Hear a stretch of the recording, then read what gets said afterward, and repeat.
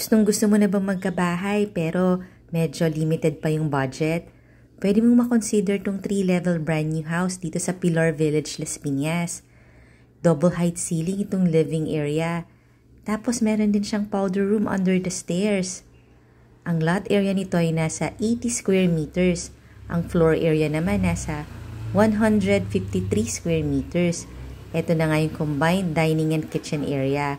At meron ka rin ditong utility area or laundry area. Total of 4 bedrooms. Dito sa second floor may 2 rooms.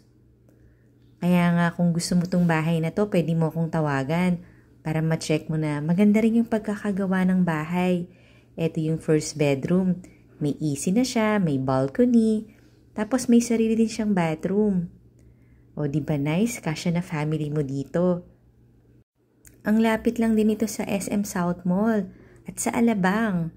Ito na yung open to below. Kita mo yung living area. At ito naman yung master bedroom. May sarili siyang bathroom. Yung price and details nasa comment section or nasa description box below the video. Akyatin natin yung third floor. Yung master bedroom, meron din siyang sariling balcony. At another bedroom dito sa third floor. Bali, 2 rooms dito.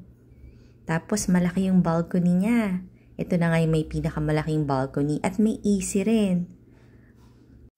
Reasonable naman yung price ng bahay, kaya kaya mo na itong ma-afford.